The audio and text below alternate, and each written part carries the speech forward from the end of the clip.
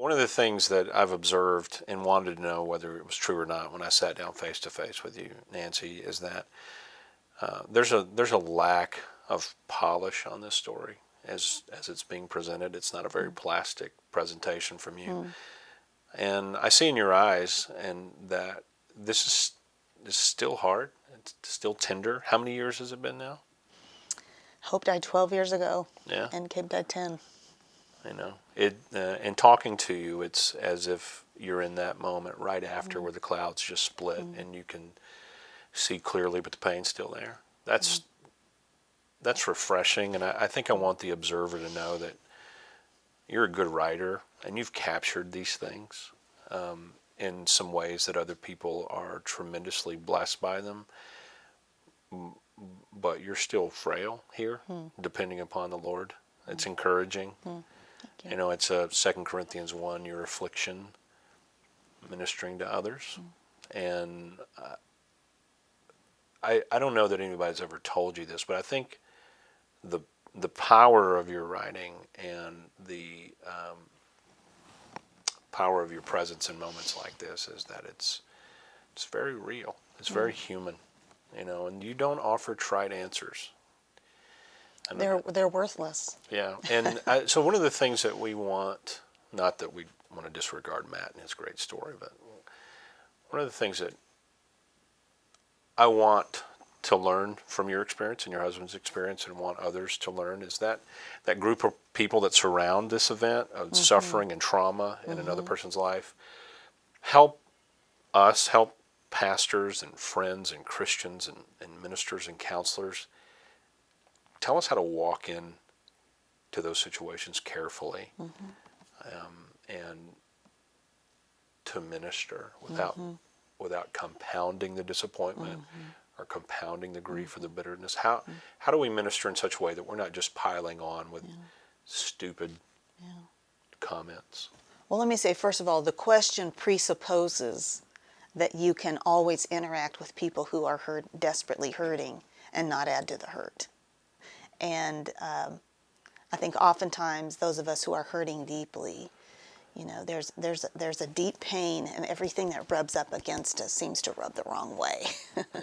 So I want to set some people free to a certain extent. To have a heart that longs to know how to walk alongside someone who is hurting is Christ-like. To have the expectation that you will always do it all right is probably unrealistic. Right. It's kind of like swimming out to a drowning victim.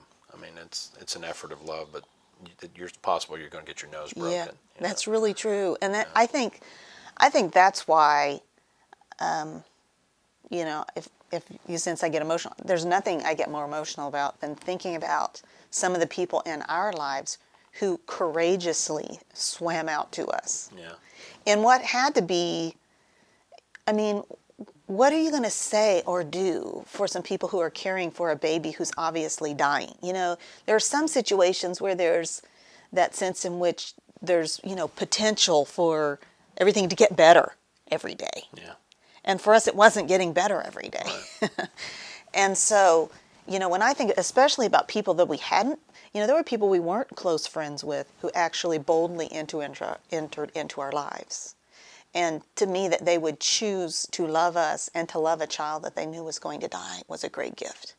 So probably my first answer to you in terms of giving input to people who want to walk well with hurting people is overcome the awkwardness to engage. Because the truth is, it's really awkward sometimes, isn't it? How do you know, do that? You just ignore it? You see the person and you realize her husband has left her at church, and you think, oh boy, do I say something about this? Or do I have the right to, since I still have my husband? Well, and we also think, well, I'm not really good friends with that person, and so I'm sure he or she has plenty of people around them that they really know who are doing something.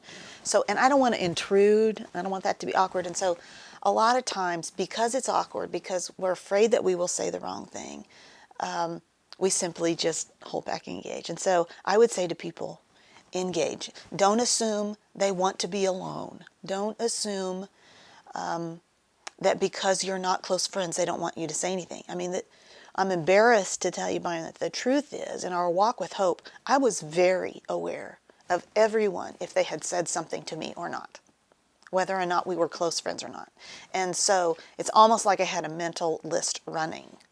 And I think just when somebody has a significant thing happen, whether it's a loss like ours or an illness or a divorce or a moral failure, a business collapses, there is that sense in which there's almost like a hurdle, like the hurdles you would jump over in a race. There's a hurdle between you, and that things can never be kind of normal until the hurdle is broken down by at least acknowledging this thing, And so people didn't have to do something, they certainly didn't have to have any advice to offer me. They didn't have to have a story to tell me. They didn't have to have anything brilliant to tell me. I mean, what could anybody say that would fix it? But to acknowledge it. You think that maybe some counsel would be, in general, don't swing in with the answer. Absolutely. Yeah. Don't say I've got a book for you, or I knew somebody this happened to and here's how it turned out. Although on Amazon.com you can get this tremendous book, Be Still My Soul. Give it gently. Offer it gently. Did anybody make you angry? Oh, yes. What did they say that made you angry? Can you distill that? I would say that more and more people hurt me, not by what they said, but by not saying anything. Why? Why did that hurt? Yeah. Because it devalued Hope's life and my loss. It said to me, this is not that significant. This doesn't matter. Now, looking back where you are now, how would you? Well, things were very different with Gabe. I think, for one thing, I had to reckon with the fact at one point along how my heart was becoming so full of anger and bitterness toward people, and how I had set the bar so high for people so unrealistically. As I was able to think through what must it have been like for that person to try to figure out how to approach me and what to say. Yeah. Did you become that person that said, no one understands me? That your situation is so unique, no one can speak? I don't think so, but I just kept tabs on people. I had really high expectations for people. And, but fortunately, like I said, the grace of God worked in my heart so that when we had Gabe, that was another one of the beautiful things that was different. I recognized that how much it was dependent on me to break down that hurdle for someone else. Did you find yourself? And how blessed I could be by, sometimes physically holding out my hand, and sometimes, emotionally, relationally, inviting people in and giving them the sense that I wasn't standing there going, okay, what are you going to say? But instead I was like, sure.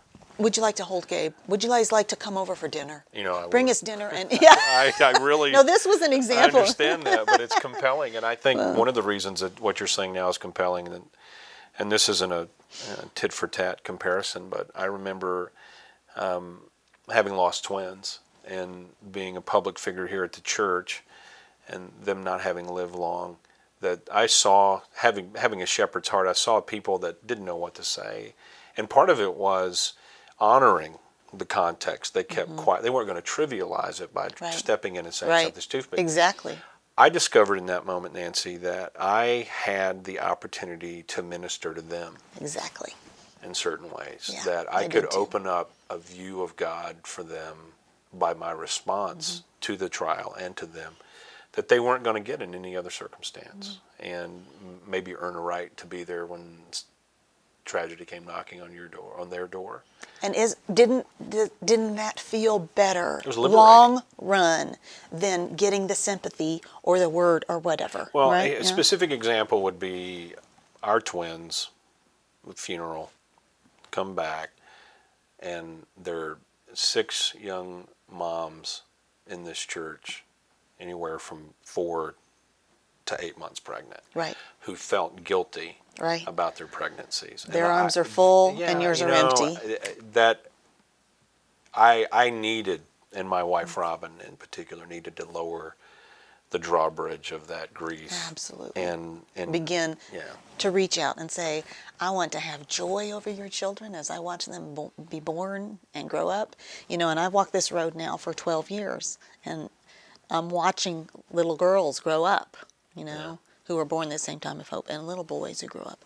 And I just determined early on, you know, I can let this eat me up with envy, or I can say, God, would you give me the great joy of getting to watch them grow, and would you use it in my life to fill me with joy over what Hope might have done, what she might have done. Such a small perspective. I mean, our perspective of this is so small, very much like the psalmist in Psalm 73 who said, I was envious of the prosperity of the wicked.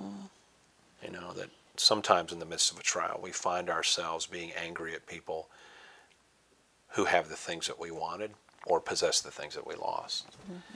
And that's a deep root of bitterness. And so you overcame that, as I hear you saying it, by a second trial of the same kind. I don't know if I call myself overcame. Yeah. That sounds a little too victorious. Yeah, right. But I did battle Yeah. with resentment and have experienced the joy of